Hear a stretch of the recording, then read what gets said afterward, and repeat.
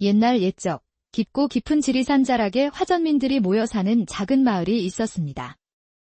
그 마을에는 23이라는 젊은 나이에 홀로 된 과부, 서화가 살고 있었지요. 서화는 본래 한양의 이름난 상인 집안의 딸이었으나 하루아침에 가세가 기울어 모든 것을 잃고 이 깊은 산골까지 오게 된 기구한 운명의 여인이었습니다. 아이고, 저 서화 좀 보게.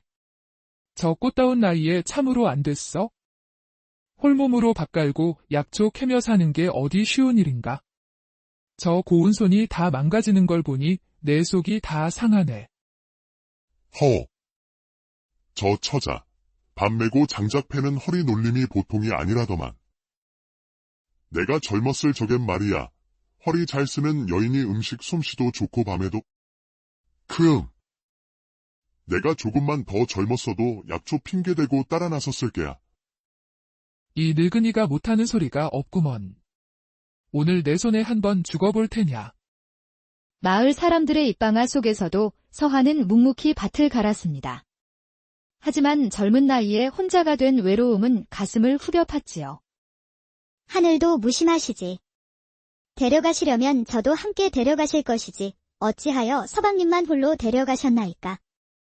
지금 제가 사는 이곳이 지옥이 아니고 무엇이란 말입니까? 서화의 아버지는 한양에서 큰 상단을 거느린 부자였지만 믿었던 사람의 배신으로 하루아침에 전 재산을 빼앗기고 길거리로 나앉게 되었습니다. 아버지는 그 충격으로 화병에 쓰러졌고 어머니는 아버지의 병간호를 위해 남의 집살이를 시작했지요. 결국 서화는 집안의 머슴이었던 남편을 따라 이곳 산골 마을로 시집 오게 되었습니다. 하지만 엎친 데 덮친 격으로 시집 온 지 3년도 채 되지 않아 남편마저 산사태로 허망하게 세상을 떠나고 말았습니다. 그렇게 그녀의 삶은 고단함의 연속이었습니다. 그때 마을의 노총각 만석이 밭에서 일하는 서화에게 다가왔습니다. 서화 아씨, 혼자 김매느라 힘들지 않소. 이리 나와 보시오. 내 얼른 끝내줄게. 일찍 끝내고 저기 나무 그늘 아래에서 나하고 좋은 시간 한번 보내는 게 어떻소? 그 말을 듣자마자 서화는 분노에 차 흙덩이를 집어 만석의 얼굴에 던졌습니다. 아이쿠. 아니, 왜 이러시? 내가 뭘 잘못했다고? 내가 그리도 우습게 보이느냐? 어디 대고 지금 그따위 말을 하느냐 말이다.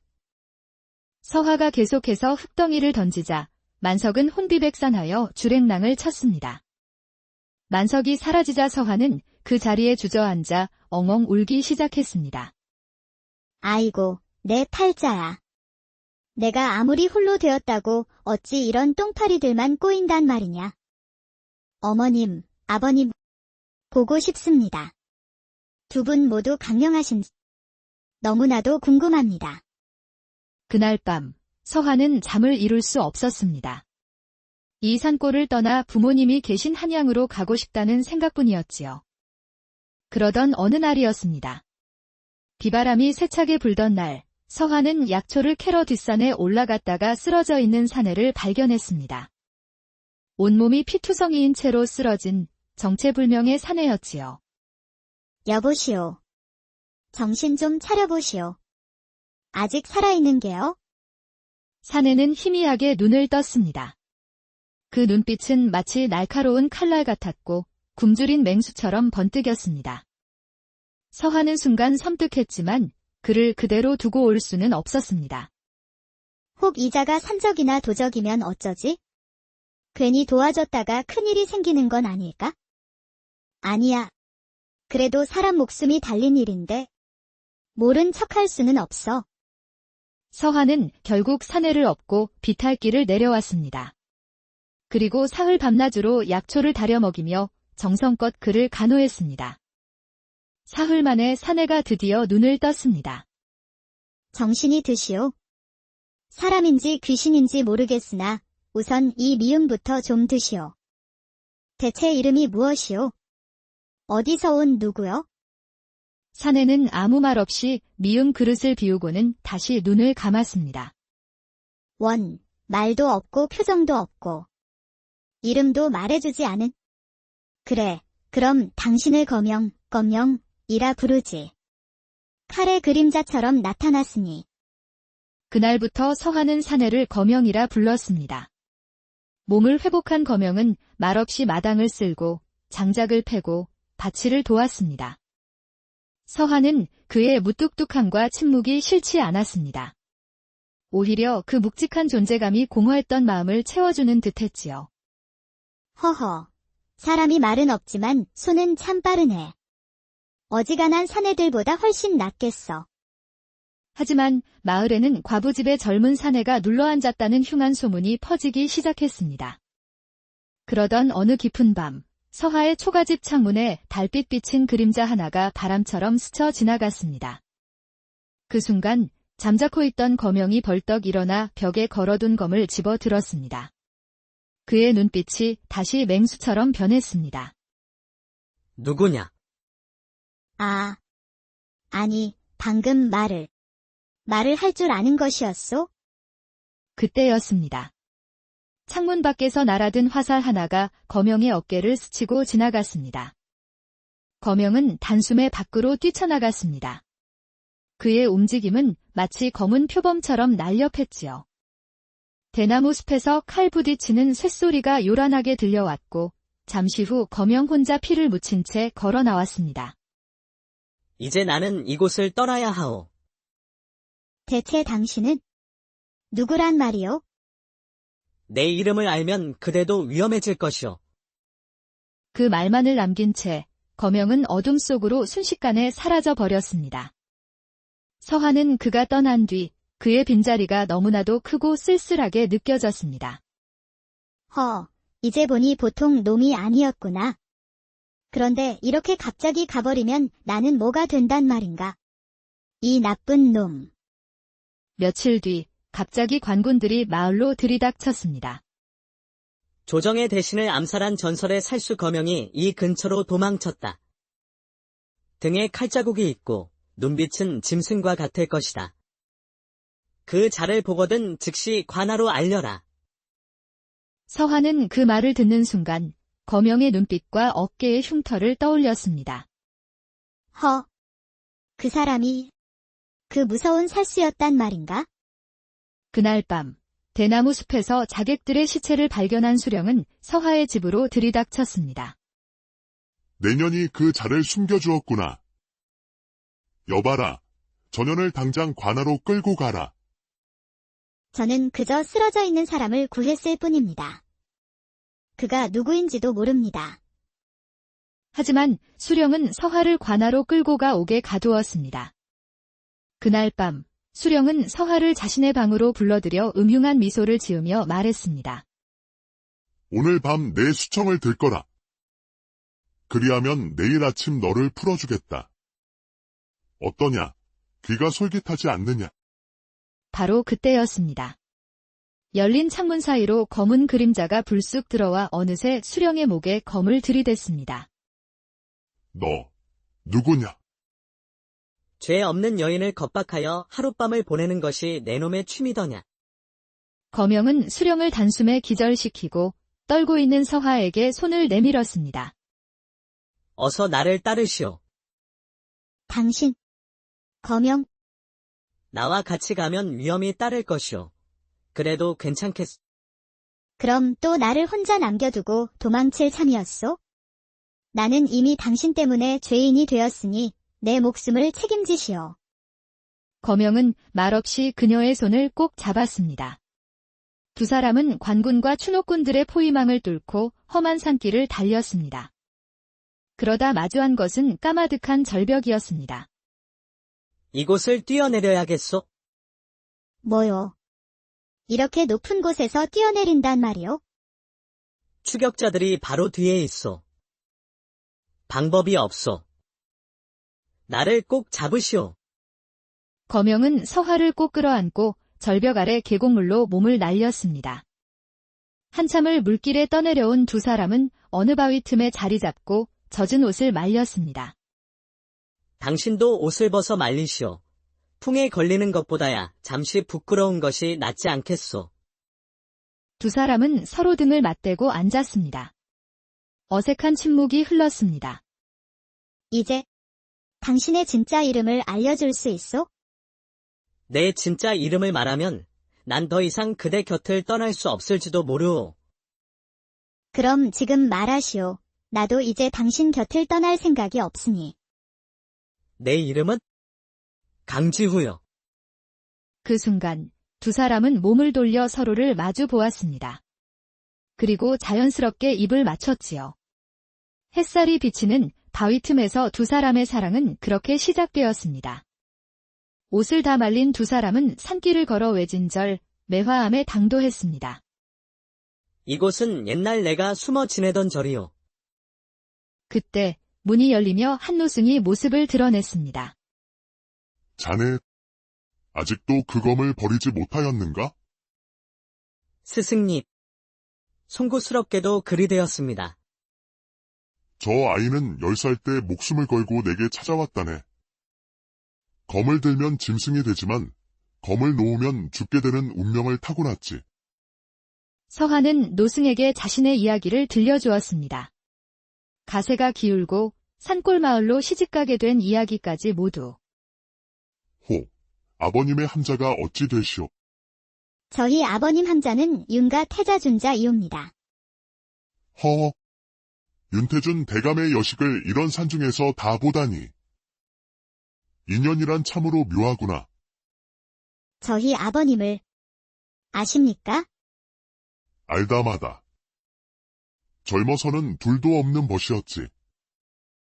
자네 가문을 그렇게 만든 자가 바로 지금의 포도대장 조 아무개라네. 노승의 말에 서하와 지후는 큰 충격에 빠졌습니다. 그리고 지금 지우를 잡으려 혈안이 된 자 또한 바로 그 포도대장이지. 지우가 그의 뒷배였던 조정 대신을 죽였기 때문이야. 서하는 아버지의 원수를, 지후는 자신의 적이 바로 같은 인물임을 알게 되었습니다. 두 사람의 우연한 만남은 결국 필연이었던 것입니다. 지후와 서하는 복수를 위해 한양으로 향했습니다. 지후는 자신의 은신처에 서하를 머물게 했습니다. 오늘 밤 포도대장의 집에 침투할 것이오. 그의 비리가 담긴 장부가 틀림없이 있을 것이야. 나도 가겠소? 그는 이제 나의 원수이기도 하오. 그곳은 위험하오. 내가 돌아올 때까지 무사히 기다려주시오. 반드시 살아서 돌아오시오. 내가 기다리고 있다는 것을 잊지 마시오. 그날 밤, 지후는 검은 고양이처럼 포도대장의 집에 잠입하여 비리 장부를 훔쳐나오는데 성공했습니다. 장부에는 서하의 아버지, 윤태준 대감의 재산을 탈취한 내용도 똑똑히 적혀 있었습니다. 아버님, 이 원수를 반드시 갚겠습니다. 다음 날 새벽, 지후는 장부를 들고 사헌부 감찰관이자 친구인 이진혁을 찾아갔습니다. 세상에, 이 장부가 사실이라면 조정이 발칵 뒤집힐 걸세. 허나 상대는 포도대장. 우리 힘만으로는 어렵네. 방법이 있네? 도승지 어른이라면 임금께 직접 고할 수 있을 것이야. 어서 그분을 찾아가세. 지후와 이진혁은 곧장 도승지를 찾아갔습니다. 도승지는 지후의 아버지에게 큰 빚을 진 사이였지요. 자네가 바로 박 장군의 아들 준우, 아니 지금은 강지후라 했는가? 내 자네 아비에게 진 빚을 이제야 갚을 때가 왔구먼. 내가 어떻게든 주상전하를 설득해 보겠네. 도승지는 곧장 궁으로 향했고 정오가 되자 의금부 병사들이 쏟아져 나와 포도대장을 비롯한 부패한 대신들을 모두 체포했습니다. 지후는 이 소식을 서하에게 전했고 서하는 기쁨의 눈물을 흘렸습니다. 이제 당신 아버님의 재산도 모두 되찾을 수 있을 것이오. 정말 고맙소. 당신 덕분이요. 한 달 뒤, 서하의 가문은 모든 것을 되찾았습니다. 서하와 지후는 서하의 부모님을 찾아갔습니다. 아니, 서하야. 이게 어찌 된 일이냐? 어머님, 아버님. 기뻐하셔요. 여기 이분께서 우리 가문의 원수를 갚고 모든 재산을 되찾아 주셨습니다. 허, 정말 고맙네 젊은이. 이 은혜를 어찌 다 갚아야 할지. 그런데 자네, 혹 혼인은 하였는가? 보니 두 사람 사이가 보통 사이는 아닌 듯한데. 서한은 지후의 입만 뚫어져라 쳐다보았습니다.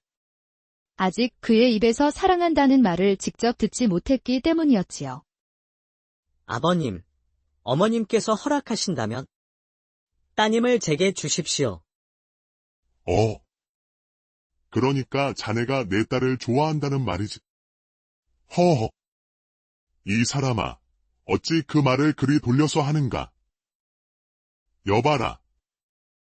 어서 나를 잡고 혼사를 치르자꾸나. 이 사윗감이 애비는 마음에 쏙 드는구나. 알겠습니다. 아버님. 그리하여 두 사람은 성대하게 혼례를 올리고 정식으로 부부가 되었습니다. 한때는 전설의 살수였던 지후와 몰락한 양반가의 딸이었던 서한은 온갖 시련을 함께 이겨내고 마침내 행복한 옛날 옛적 깊고 깊은 지리산 자락에 화전민들이 모여 사는 작은 마을이 있었습니다. 그 마을에는 23이라는 젊은 나이에 홀로 된 과부 서화가 살고 있었지요.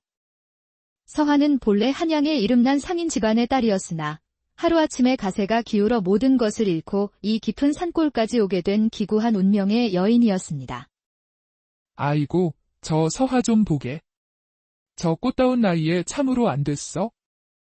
홀몸으로 밥 갈고 약초 캐며 사는 게 어디 쉬운 일인가? 저 고운 손이 다 망가지는 걸 보니 내 속이 다 상하네. 저 처자, 밥 메고 장작 패는 허리 놀림이 보통이 아니라더만.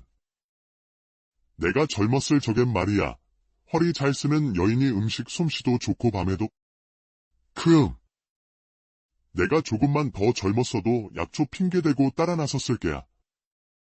이 늙은이가 못하는 소리가 없구먼. 오늘 내 손에 한번 죽어볼 테냐. 마을 사람들의 입방아 속에서도 서한은 묵묵히 밭을 갈았습니다. 하지만 젊은 나이에 혼자가 된 외로움은 가슴을 후벼 팠지요. 하늘도 무심하시지. 데려가시려면 저도 함께 데려가실 것이지 어찌하여 서방님만 홀로 데려가셨나이까. 지금 제가 사는 이곳이 지옥이 아니고 무엇이란 말입니까? 서화의 아버지는 한양에서 큰 상단을 거느린 부자였지만 믿었던 사람의 배신으로 하루아침에 전 재산을 빼앗기고 길거리로 나앉게 되었습니다. 아버지는 그 충격으로 화병에 쓰러졌고 어머니는 아버지의 병간호를 위해 남의 집살이를 시작했지요. 결국 서화는 집안의 머슴이었던 남편을 따라 이곳 산골 마을로 시집 오게 되었습니다. 하지만 엎친 데 덮친 격으로 시집 온 지 3년도 채 되지 않아 남편마저 산사태로 허망하게 세상을 떠나고 말았습니다. 그렇게 그녀의 삶은 고단함의 연속이었습니다. 그때 마을의 노총각 만석이 밭에서 일하는 서화에게 다가왔습니다. 서화 아씨, 혼자 김매느라 힘들지 않소. 이리 나와 보시오. 내 얼른 끝내줄게.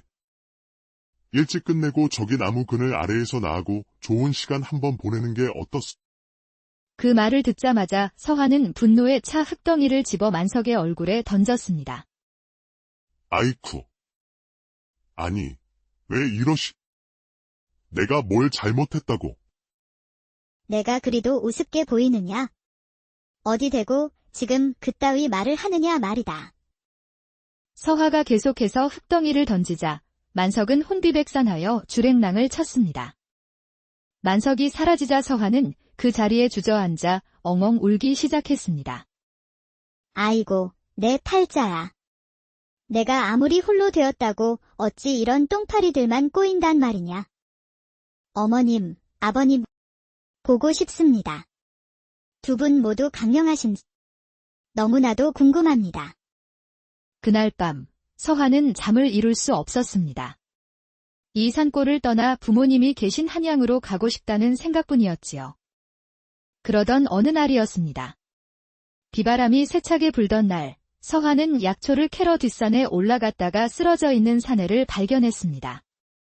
온몸이 피투성이인 채로 쓰러진 정체불명의 사내였지요. 여보시오. 정신 좀 차려보시오. 아직 살아있는 게요? 사내는 희미하게 눈을 떴습니다. 그 눈빛은 마치 날카로운 칼날 같았고 굶주린 맹수처럼 번뜩였습니다. 서화는 순간 섬뜩했지만 그를 그대로 두고 올 수는 없었습니다. 혹 이자가 산적이나 도적이면 어쩌지? 괜히 도와줬다가 큰일이 생기는 건 아닐까? 아니야. 그래도 사람 목숨이 달린 일인데 모른 척할 수는 없어. 서화는 결국 사내를 업고 비탈길을 내려왔습니다. 그리고 사흘 밤낮으로 약초를 다려 먹이며 정성껏 그를 간호했습니다. 사흘 만에 사내가 드디어 눈을 떴습니다. 정신이 드시오. 사람인지 귀신인지 모르겠으나 우선 이 미음부터 좀 드시오. 대체 이름이 무엇이오? 어디서 온 누구요? 사내는 아무 말 없이 미음 그릇을 비우고는 다시 눈을 감았습니다. 원, 말도 없고 표정도 없고 이름도 말해주지 않은. 그래, 그럼 당신을 거명이라 부르지. 칼의 그림자처럼 나타났으니. 그날부터 서화는 사내를 거명이라 불렀습니다. 몸을 회복한 거명은 말없이 마당을 쓸고 장작을 패고 밭일을 도왔습니다. 서화는 그의 무뚝뚝함과 침묵이 싫지 않았습니다. 오히려 그 묵직한 존재감이 공허했던 마음을 채워주는 듯했지요. 허허, 사람이 말은 없지만 손은 참 빠르네. 어지간한 사내들보다 훨씬 낫겠어.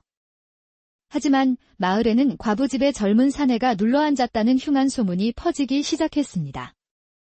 그러던 어느 깊은 밤, 서하의 초가집 창문에 달빛 비친 그림자 하나가 바람처럼 스쳐 지나갔습니다. 그 순간 잠자코 있던 거명이 벌떡 일어나 벽에 걸어둔 검을 집어 들었습니다. 그의 눈빛이 다시 맹수처럼 변했습니다. 누구냐? 아니, 방금 말을 할 줄 아는 것이었소? 그때였습니다. 창문 밖에서 날아든 화살 하나가 거명의 어깨를 스치고 지나갔습니다. 거명은 단숨에 밖으로 뛰쳐나갔습니다. 그의 움직임은 마치 검은 표범처럼 날렵했지요. 대나무 숲에서 칼 부딪히는 쇳소리가 요란하게 들려왔고 잠시 후 거명 혼자 피를 묻힌 채 걸어 나왔습니다. 이제 나는 이곳을 떠나야 하오. 대체 당신은 누구란 말이오? 내 이름을 알면 그대도 위험해질 것이오. 그 말만을 남긴 채 거명은 어둠 속으로 순식간에 사라져 버렸습니다. 서화는 그가 떠난 뒤 그의 빈자리가 너무나도 크고 쓸쓸하게 느껴졌습니다. 이제 보니 보통 놈이 아니었구나. 그런데 이렇게 갑자기 가버리면 나는 뭐가 된단 말인가? 이 나쁜 놈. 며칠 뒤 갑자기 관군들이 마을로 들이닥쳤습니다. 조정의 대신을 암살한 전설의 살수 거명이 이 근처로 도망쳤다. 등에 칼자국이 있고 눈빛은 짐승과 같을 것이다. 그 자를 보거든 즉시 관하로 알려라. 서화는 그 말을 듣는 순간 거명의 눈빛과 어깨의 흉터를 떠올렸습니다. 그 사람이 그 무서운 살수였단 말인가? 그날 밤 대나무 숲에서 자객들의 시체를 발견한 수령은 서화의 집으로 들이닥쳤습니다. 내년이 그 자를 숨겨주었구나. 여봐라, 전현을 당장 관하로 끌고 가라. 저는 그저 쓰러져 있는 사람을 구했을 뿐입니다. 그가 누구인지도 모릅니다. 하지만 수령은 서화를 관하로 끌고 가 옥에 가두었습니다. 그날 밤 수령은 서화를 자신의 방으로 불러들여 음흉한 미소를 지으며 말했습니다. 오늘 밤 내 수청을 들거라. 그리하면 내일 아침 너를 풀어주겠다. 어떠냐? 귀가 솔깃하지 않느냐? 바로 그때였습니다. 열린 창문 사이로 검은 그림자가 불쑥 들어와 어느새 수령의 목에 검을 들이댔습니다. 너, 누구냐? 죄 없는 여인을 겁박하여 하룻밤을 보내는 것이 내 놈의 취미더냐. 거명은 수령을 단숨에 기절시키고 떨고 있는 서화에게 손을 내밀었습니다. 어서 나를 따르시오. 당신, 거명, 나와 같이 가면 위험이 따를 것이오. 그래도 괜찮겠소. 그럼 또 나를 혼자 남겨두고 도망칠 참이었소? 나는 이미 당신 때문에 죄인이 되었으니 내 목숨을 책임지시오. 거명은 말없이 그녀의 손을 꼭 잡았습니다. 두 사람은 관군과 추노꾼들의 포위망을 뚫고 험한 산길을 달렸습니다. 그러다 마주한 것은 까마득한 절벽이었습니다. 이곳을 뛰어내려야겠소. 뭐요? 이렇게 높은 곳에서 뛰어내린단 말이오? 추격자들이 바로 뒤에 있어. 방법이 없어. 나를 꼭 잡으시오. 거명은 서화를 꼭 끌어안고 절벽 아래 계곡물로 몸을 날렸습니다. 한참을 물길에 떠내려온 두 사람은 어느 바위 틈에 자리 잡고 젖은 옷을 말렸습니다. 당신도 옷을 벗어 말리시오. 풍에 걸리는 것보다야 잠시 부끄러운 것이 낫지 않겠소. 두 사람은 서로 등을 맞대고 앉았습니다. 어색한 침묵이 흘렀습니다. 이제 당신의 진짜 이름을 알려줄 수 있어?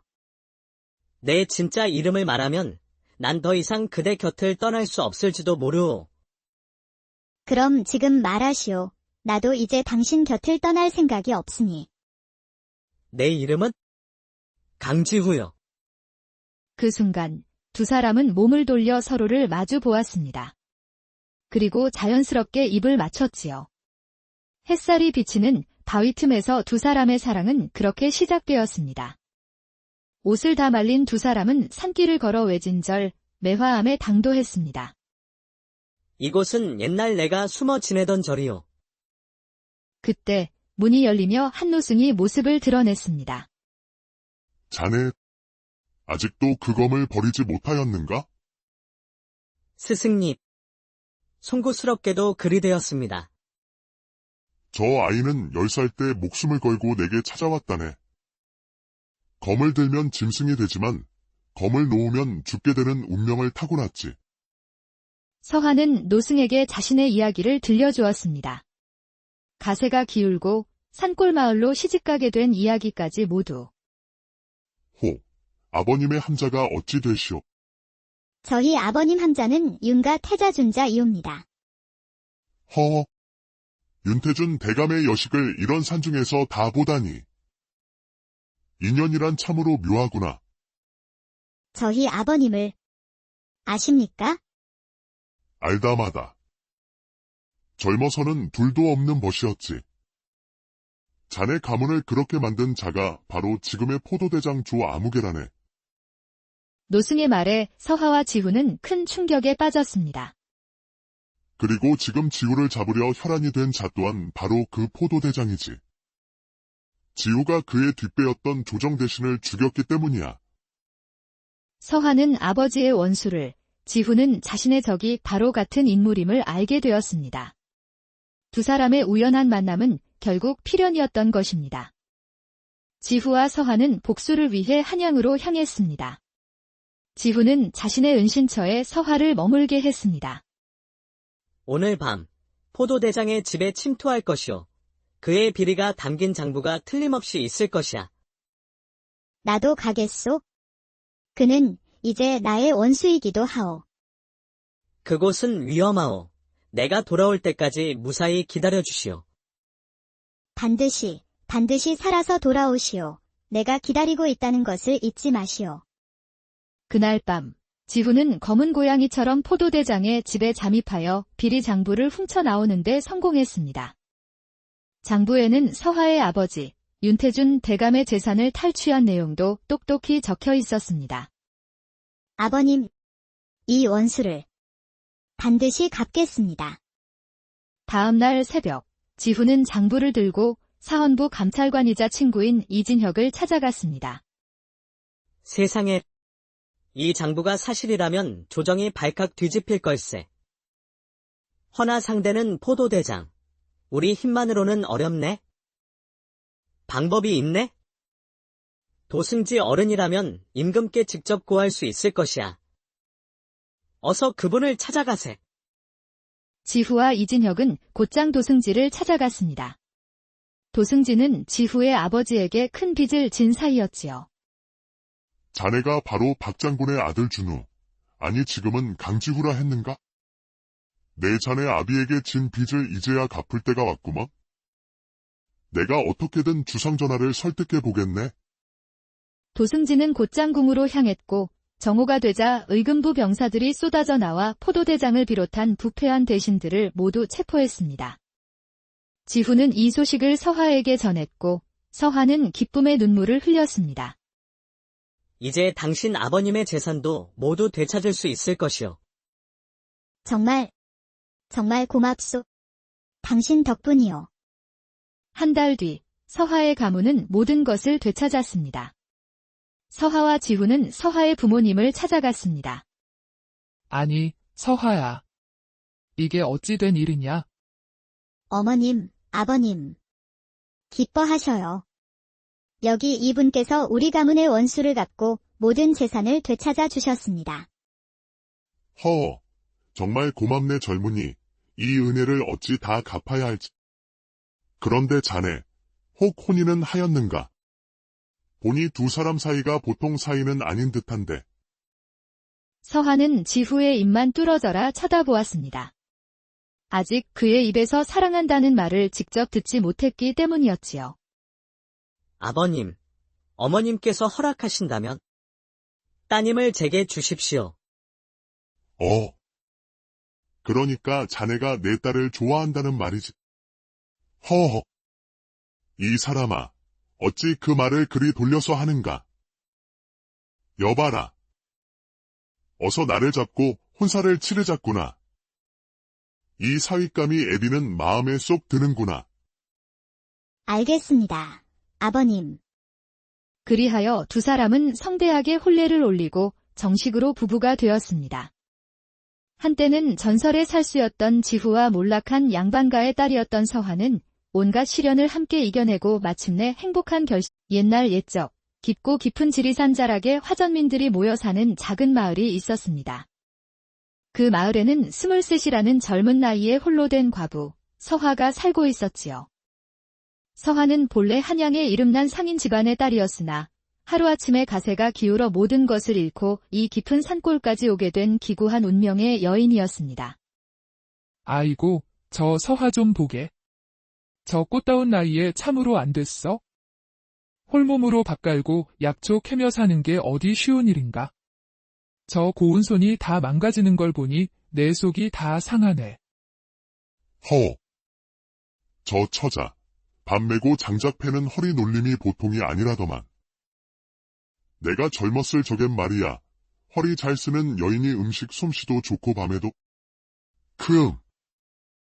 내가 조금만 더 젊었어도 약초 핑계대고 따라 나섰을 게야. 이 늙은이가 못하는 소리가 없구먼. 오늘 내 손에 한번 죽어볼 테냐. 마을 사람들의 입방아 속에서도 서하는 묵묵히 밭을 갈았습니다. 하지만 젊은 나이에 혼자가 된 외로움은 가슴을 후벼 팠지요. 하늘도 무심하시지. 데려가시려면 저도 함께 데려가실 것이지 어찌하여 서방님만 홀로 데려가셨나이까. 지금 제가 사는 이곳이 지옥이 아니고 무엇이란 말입니까? 서하의 아버지는 한양에서 큰 상단을 거느린 부자였지만 믿었던 사람의 배신으로 하루아침에 전 재산을 빼앗기고 길거리로 나앉게 되었습니다. 아버지는 그 충격으로 화병에 쓰러졌고 어머니는 아버지의 병간호를 위해 남의 집살이를 시작했지요. 결국 서하는 집안의 머슴이었던 남편을 따라 이곳 산골 마을로 시집오게 되었습니다. 하지만 엎친 데 덮친 격으로 시집 온 지 3년도 채 되지 않아 남편마저 산사태로 허망하게 세상을 떠나고 말았습니다. 그렇게 그녀의 삶은 고단함의 연속이었습니다. 그때 마을의 노총각 만석이 밭에서 일하는 서하에게 다가왔습니다.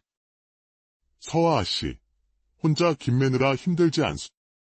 이리 나와 보시오. 내 얼른 끝내줄게. 일찍 끝내고 저기 나무 그늘 아래에서 나하고 좋은 시간 한번 보내는 게 어떻소? 그 말을 듣자마자 서하는 분노에 차 흙덩이를 집어 만석의 얼굴에 던졌습니다. 아이쿠. 아니, 왜 이러시? 내가 뭘 잘못했다고? 내가 그리도 우습게 보이느냐? 어디 대고 지금 그따위 말을 하느냐 말이다. 서하가 계속해서 흙덩이를 던지자 만석은 혼비백산하여 주랭랑을 쳤습니다. 만석이 사라지자 서하는 그 자리에 주저앉아 엉엉 울기 시작했습니다. 아이고, 내 팔자야. 내가 아무리 홀로 되었다고 어찌 이런 똥파리들만 꼬인단 말이냐. 어머님, 아버님, 보고 싶습니다.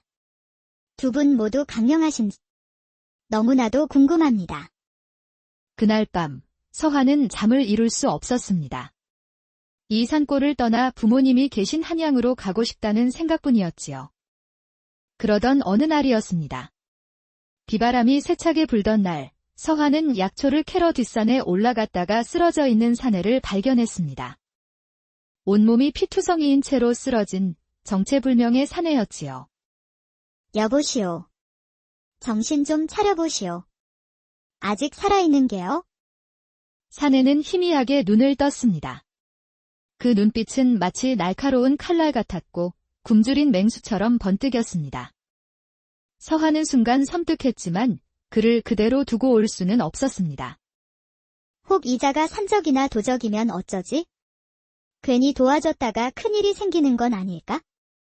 아니야.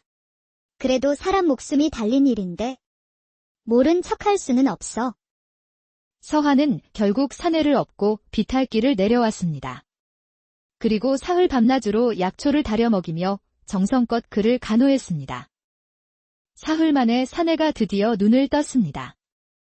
정신이 드시오. 사람인지 귀신인지 모르겠으나 우선 이 미음부터 좀 드시오. 대체 이름이 무엇이오? 어디서 온 누구요? 사내는 아무 말 없이 미음 그릇을 비우고는 다시 눈을 감았습니다. 말도 없고 표정도 없고 이름도 말해주지 않은. 그래, 그럼 당신을 거명이라 부르지. 칼의 그림자처럼 나타났으니. 그날부터 서화는 사내를 거명이라 불렀습니다. 몸을 회복한 거명은 말없이 마당을 쓸고 장작을 패고 밭일을 도왔습니다. 서화는 그의 무뚝뚝함과 침묵이 싫지 않았습니다. 오히려 그 묵직한 존재감이 공허했던 마음을 채워주는 듯했지요. 허허, 사람이 말은 없지만 손은 참 빠르네. 어지간한 사내들보다 훨씬 낫겠어. 하지만 마을에는 과부집의 젊은 사내가 눌러앉았다는 흉한 소문이 퍼지기 시작했습니다. 그러던 어느 깊은 밤, 서화의 초가집 창문에 달빛 비친 그림자 하나가 바람처럼 스쳐 지나갔습니다. 그 순간 잠자코 있던 거명이 벌떡 일어나 벽에 걸어둔 검을 집어 들었습니다. 그의 눈빛이 다시 맹수처럼 변했습니다. 누구냐? 아니, 방금 말을 할 줄 아는 것이었소? 그때였습니다. 창문 밖에서 날아든 화살 하나가 거명의 어깨를 스치고 지나갔습니다. 거명은 단숨에 밖으로 뛰쳐나갔습니다. 그의 움직임은 마치 검은 표범처럼 날렵했지요. 대나무 숲에서 칼 부딪히는 쇳소리가 요란하게 들려왔고 잠시 후 거명 혼자 피를 묻힌 채 걸어 나왔습니다.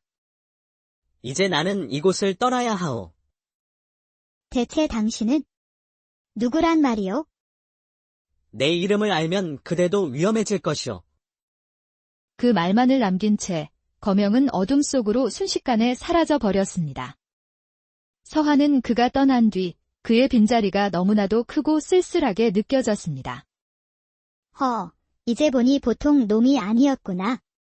그런데 이렇게 갑자기 가버리면 나는 뭐가 된단 말인가? 이 나쁜 놈. 며칠 뒤 갑자기 관군들이 마을로 들이닥쳤습니다. 조정의 대신을 암살한 전설의 살수 거명이 이 근처로 도망쳤다. 등에 칼자국이 있고 눈빛은 짐승과 같을 것이다. 그 자를 보거든 즉시 관하로 알려라. 서화는 그 말을 듣는 순간 거명의 눈빛과 어깨의 흉터를 떠올렸습니다. 그 사람이 그 무서운 살수였단 말인가? 그날 밤 대나무 숲에서 자객들의 시체를 발견한 수령은 서화의 집으로 들이닥쳤습니다. 내년이 그 자를 숨겨주었구나. 여봐라, 전현을 당장 관하로 끌고 가라. 저는 그저 쓰러져 있는 사람을 구했을 뿐입니다. 그가 누구인지도 모릅니다. 하지만 수령은 서화를 관하로 끌고 가 옥에 가두었습니다. 그날 밤 수령은 서하를 자신의 방으로 불러들여 음흉한 미소를 지으며 말했습니다. 오늘 밤 내 수청을 들 거라. 그리하면 내일 아침 너를 풀어주겠다. 어떠냐? 귀가 솔깃하지 않느냐? 바로 그때였습니다. 열린 창문 사이로 검은 그림자가 불쑥 들어와 어느새 수령의 목에 검을 들이댔습니다. 너, 누구냐? 죄 없는 여인을 겁박하여 하룻밤을 보내는 것이 내 놈의 취미더냐. 거명은 수령을 단숨에 기절시키고 떨고 있는 서하에게 손을 내밀었습니다. 어서 나를 따르시오. 당신. 거명. 나와 같이 가면 위험이 따를 것이오. 그래도 괜찮겠소. 그럼 또 나를 혼자 남겨두고 도망칠 참이었소? 나는 이미 당신 때문에 죄인이 되었으니 내 목숨을 책임지시오. 거명은 말없이 그녀의 손을 꼭 잡았습니다. 두 사람은 관군과 추노꾼들의 포위망을 뚫고 험한 산길을 달렸습니다. 그러다 마주한 것은 까마득한 절벽이었습니다. 이곳을 뛰어내려야겠소. 뭐요? 이렇게 높은 곳에서 뛰어내린단 말이오? 추격자들이 바로 뒤에 있소. 방법이 없소. 나를 꼭 잡으시오. 거명은 서하를 꼭 끌어안고 절벽 아래 계곡물로 몸을 날렸습니다. 한참을 물길에 떠내려온 두 사람은 어느 바위 틈에 자리 잡고 젖은 옷을 말렸습니다. 당신도 옷을 벗어 말리시오. 풍에 걸리는 것보다야 잠시 부끄러운 것이 낫지 않겠소. 두 사람은 서로 등을 맞대고 앉았습니다. 어색한 침묵이 흘렀습니다. 이제 당신의 진짜 이름을 알려줄 수 있소? 내 진짜 이름을 말하면 난 더 이상 그대 곁을 떠날 수 없을지도 모르오. 그럼 지금 말하시오. 나도 이제 당신 곁을 떠날 생각이 없으니. 내 이름은 강지후요. 그 순간 두 사람은 몸을 돌려 서로를 마주 보았습니다. 그리고 자연스럽게 입을 맞췄지요. 햇살이 비치는 바위 틈에서 두 사람의 사랑은 그렇게 시작되었습니다. 옷을 다 말린 두 사람은 산길을 걸어 외진절 매화암에 당도했습니다. 이곳은 옛날 내가 숨어 지내던 절이오. 그때 문이 열리며 한노승이 모습을 드러냈습니다. 자네, 아직도 그 검을 버리지 못하였는가? 스승님. 송구스럽게도 그리 되었습니다. 저 아이는 10살 때 목숨을 걸고 내게 찾아왔다네. 검을 들면 짐승이 되지만 검을 놓으면 죽게 되는 운명을 타고났지.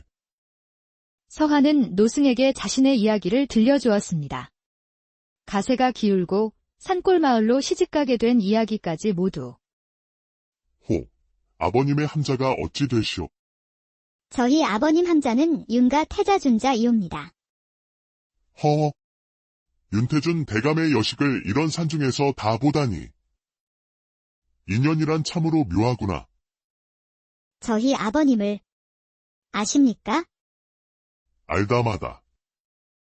젊어서는 둘도 없는 벗이었지. 자네 가문을 그렇게 만든 자가 바로 지금의 포도대장 조 아무개라네. 노승의 말에 서하와 지후는 큰 충격에 빠졌습니다. 그리고 지금 지우를 잡으려 혈안이 된 자 또한 바로 그 포도대장이지. 지우가 그의 뒷배였던 조정 대신을 죽였기 때문이야. 서하는 아버지의 원수를, 지후는 자신의 적이 바로 같은 인물임을 알게 되었습니다. 두 사람의 우연한 만남은 결국 필연이었던 것입니다. 지후와 서하는 복수를 위해 한양으로 향했습니다. 지후는 자신의 은신처에 서하를 머물게 했습니다. 오늘 밤 포도대장의 집에 침투할 것이오. 그의 비리가 담긴 장부가 틀림없이 있을 것이야. 나도 가겠소. 그는 이제 나의 원수이기도 하오. 그곳은 위험하오. 내가 돌아올 때까지 무사히 기다려주시오. 반드시 살아서 돌아오시오. 내가 기다리고 있다는 것을 잊지 마시오. 그날 밤, 지후는 검은 고양이처럼 포도대장의 집에 잠입하여 비리 장부를 훔쳐 나오는데 성공했습니다. 장부에는 서하의 아버지, 윤태준 대감의 재산을 탈취한 내용도 똑똑히 적혀 있었습니다. 아버님, 이 원수를 반드시 갚겠습니다. 다음 날 새벽, 지후는 장부를 들고 사헌부 감찰관이자 친구인 이진혁을 찾아갔습니다. 세상에, 이 장부가 사실이라면 조정이 발칵 뒤집힐 걸세. 허나 상대는 포도대장. 우리 힘만으로는 어렵네. 방법이 있네? 도승지 어른이라면 임금께 직접 고할 수 있을 것이야. 어서 그분을 찾아가세. 지후와 이진혁은 곧장 도승지를 찾아갔습니다. 도승지는 지후의 아버지에게 큰 빚을 진 사이였지요. 자네가 바로 박 장군의 아들 준우, 아니 지금은 강지후라 했는가? 내 자네 아비에게 진 빚을 이제야 갚을 때가 왔구먼. 내가 어떻게든 주상전하를 설득해 보겠네. 도승지는 곧장 궁으로 향했고 정오가 되자 의금부 병사들이 쏟아져 나와 포도대장을 비롯한 부패한 대신들을 모두 체포했습니다. 지후는 이 소식을 서하에게 전했고 서하는 기쁨의 눈물을 흘렸습니다. 이제 당신 아버님의 재산도 모두 되찾을 수 있을 것이오. 정말 고맙소. 당신 덕분이요. 한 달 뒤, 서하의 가문은 모든 것을 되찾았습니다. 서하와 지후는 서하의 부모님을 찾아갔습니다. 아니, 서하야. 이게 어찌 된 일이냐? 어머님, 아버님. 기뻐하셔요. 여기 이분께서 우리 가문의 원수를 갚고 모든 재산을 되찾아 주셨습니다. 허, 정말 고맙네 젊은이. 이 은혜를 어찌 다 갚아야 할지. 그런데 자네, 혹 혼인은 하였는가? 보니 두 사람 사이가 보통 사이는 아닌 듯한데. 서하는 지후의 입만 뚫어져라 쳐다보았습니다. 아직 그의 입에서 사랑한다는 말을 직접 듣지 못했기 때문이었지요. 아버님, 어머님께서 허락하신다면 따님을 제게 주십시오. 그러니까 자네가 내 딸을 좋아한다는 말이지. 허허. 이 사람아, 어찌 그 말을 그리 돌려서 하는가? 여봐라. 어서 나를 잡고 혼사를 치르자꾸나. 이 사윗감이 애비는 마음에 쏙 드는구나. 알겠습니다. 아버님. 그리하여 두 사람은 성대하게 혼례를 올리고 정식으로 부부가 되었습니다. 한때는 전설의 살수였던 지후와 몰락한 양반가의 딸이었던 서하는 온갖 시련을 함께 이겨내고 마침내 행복한 옛날 옛적 깊고 깊은 지리산 자락에 화전민들이 모여 사는 작은 마을이 있었습니다. 그 마을에는 23이라는 젊은 나이에 홀로 된 과부 서하가 살고 있었지요. 서하는 본래 한양의 이름난 상인 집안의 딸이었으나 하루아침에 가세가 기울어 모든 것을 잃고 이 깊은 산골까지 오게 된 기구한 운명의 여인이었습니다. 아이고, 저 서하 좀 보게. 저 꽃다운 나이에 참으로 안 됐어? 홀몸으로 밥 갈고 약초 캐며 사는 게 어디 쉬운 일인가? 저 고운 손이 다 망가지는 걸 보니 내 속이 다 상하네. 저 처자, 밥 메고 장작 패는 허리 놀림이 보통이 아니라더만. 내가 젊었을 적엔 말이야, 허리 잘 쓰는 여인이 음식 솜씨도 좋고 밤에도. 내가 조금만 더 젊었어도 약초 핑계대고 따라 나섰을 게야. 이 늙은이가 못하는 소리가 없구먼. 오늘 내 손에 한번 죽어볼 테냐. 마을 사람들의 입방아 속에서도 서하는 묵묵히 밭을 갈았습니다. 하지만 젊은 나이에 혼자가 된 외로움은 가슴을 후벼 팠지요. 하늘도 무심하시지. 데려가시려면 저도 함께 데려가실 것이지 어찌하여 서방님만 홀로 데려가셨나이까. 지금 제가 사는 이곳이 지옥이 아니고 무엇이란 말입니까? 서하의 아버지는 한양에서 큰 상단을 거느린 부자였지만 믿었던 사람의 배신으로 하루아침에 전 재산을 빼앗기고 길거리로 나앉게 되었습니다. 아버지는 그 충격으로 화병에 쓰러졌고 어머니는 아버지의 병간호를 위해 남의 집살이를 시작했지요. 결국 서하는 집안의 머슴이었던 남편을 따라 이곳 산골 마을로 시집 오게 되었습니다. 하지만 엎친 데 덮친 격으로 시집 온 지 3년도 채 되지 않아 남편마저 산사태로 허망하게 세상을 떠나고 말았습니다. 그렇게 그녀의 삶은 고단함의 연속이었습니다. 그때 마을의 노총각 만석이 밭에서 일하는 서하에게 다가왔습니다. 서하 씨, 혼자 김매느라 힘들지 않소. 이리 나와 보시오. 내 얼른 끝내줄게. 일찍 끝내고 저기 나무 그늘 아래에서 나하고 좋은 시간 한번 보내는 게 어떻소? 그 말을 듣자마자 서하는 분노에 차 흙덩이를 집어 만석의 얼굴에 던졌습니다. 아이쿠. 아니, 왜 이러시? 내가 뭘 잘못했다고? 내가 그리도 우습게 보이느냐? 어디 대고 지금 그따위 말을 하느냐 말이다. 서하가 계속해서 흙덩이를 던지자 만석은 혼비백산하여 주랭랑을 쳤습니다. 만석이 사라지자 서하는 그 자리에 주저앉아 엉엉 울기 시작했습니다. 아이고, 내 팔자야. 내가 아무리 홀로 되었다고 어찌 이런 똥파리들만 꼬인단 말이냐. 어머님, 아버님, 보고 싶습니다. 두 분 모두 강령하신지 너무나도 궁금합니다. 그날 밤 서하는 잠을 이룰 수 없었습니다. 이 산골을 떠나 부모님이 계신 한양으로 가고 싶다는 생각뿐이었지요. 그러던 어느 날이었습니다. 비바람이 세차게 불던 날, 서하는 약초를 캐러 뒷산에 올라갔다가 쓰러져 있는 사내를 발견했습니다. 온몸이 피투성이인 채로 쓰러진 정체불명의 사내였지요. 여보시오. 정신 좀 차려보시오. 아직 살아있는 게요? 사내는 희미하게 눈을 떴습니다. 그 눈빛은 마치 날카로운 칼날 같았고 굶주린 맹수처럼 번뜩였습니다. 서하는 순간 섬뜩했지만 그를 그대로 두고 올 수는 없었습니다. 혹 이자가 산적이나 도적이면 어쩌지? 괜히 도와줬다가 큰일이 생기는 건 아닐까? 아니야. 그래도 사람 목숨이 달린 일인데 모른 척할 수는 없어. 서하는 결국 사내를 업고 비탈길을 내려왔습니다. 그리고 사흘 밤낮으로 약초를 다려 먹이며 정성껏 그를 간호했습니다. 사흘 만에 사내가 드디어 눈을 떴습니다. 정신이 드시오. 사람인지 귀신인지 모르겠으나 우선 이 미음부터 좀 드시오. 대체 이름이 무엇이오? 어디서 온 누구요? 사내는 아무 말 없이 미음 그릇을 비우고는 다시 눈을 감았습니다. 말도 없고 표정도 없고 이름도 말해주지 않은. 그래, 그럼 당신을 거명이라 부르지. 칼의 그림자처럼 나타났으니. 그날부터 서하는 사내를 거명이라 불렀습니다. 몸을 회복한 거명은 말없이 마당을 쓸고 장작을 패고 밭일을 도왔습니다. 서하는 그의 무뚝뚝함과 침묵이 싫지 않았습니다. 오히려 그 묵직한 존재감이 공허했던 마음을 채워주는 듯했지요. 허허, 사람이 말은 없지만 손은 참 빠르네. 어지간한 사내들보다 훨씬 낫겠어. 하지만 마을에는 과부집의 젊은 사내가 눌러앉았다는 흉한 소문이 퍼지기 시작했습니다.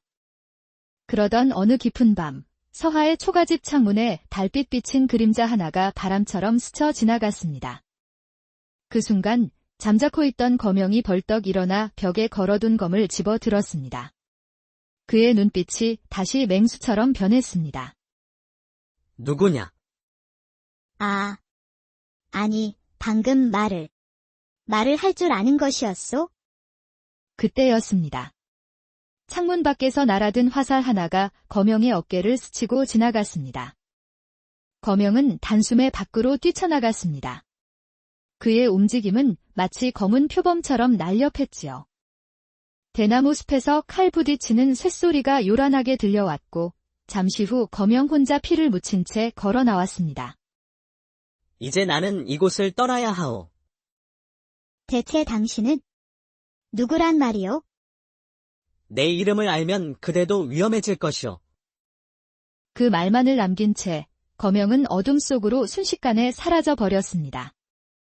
서하는 그가 떠난 뒤 그의 빈자리가 너무나도 크고 쓸쓸하게 느껴졌습니다. 이제 보니 보통 놈이 아니었구나. 그런데 이렇게 갑자기 가버리면 나는 뭐가 된단 말인가? 이 나쁜 놈. 며칠 뒤 갑자기 관군들이 마을로 들이닥쳤습니다. 조정의 대신을 암살한 전설의 살수 거명이 이 근처로 도망쳤다. 등에 칼자국이 있고 눈빛은 짐승과 같을 것이다.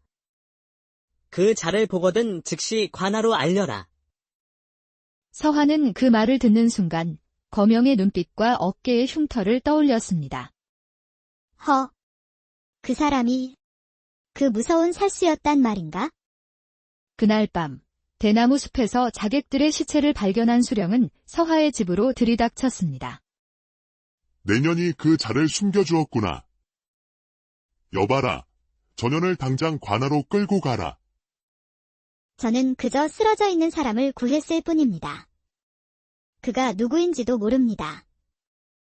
하지만 수령은 서화를 관하로 끌고 가 옥에 가두었습니다. 그날 밤 수령은 서화를 자신의 방으로 불러들여 음흉한 미소를 지으며 말했습니다. 오늘 밤 내 수청을 들 거라. 그리하면 내일 아침 너를 풀어주겠다. 어떠냐? 귀가 솔깃하지 않느냐? 바로 그때였습니다. 열린 창문 사이로 검은 그림자가 불쑥 들어와 어느새 수령의 목에 검을 들이댔습니다.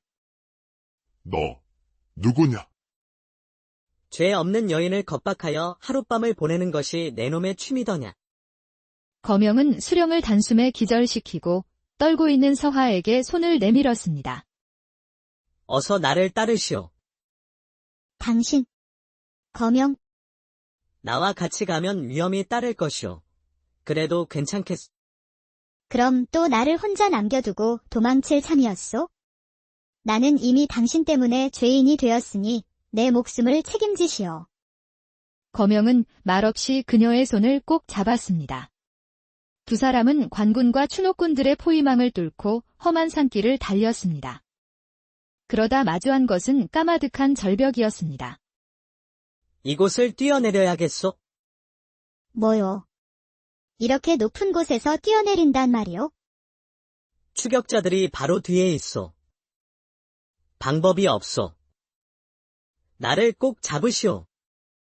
거명은 서화를 꼭 끌어안고 절벽 아래 계곡물로 몸을 날렸습니다.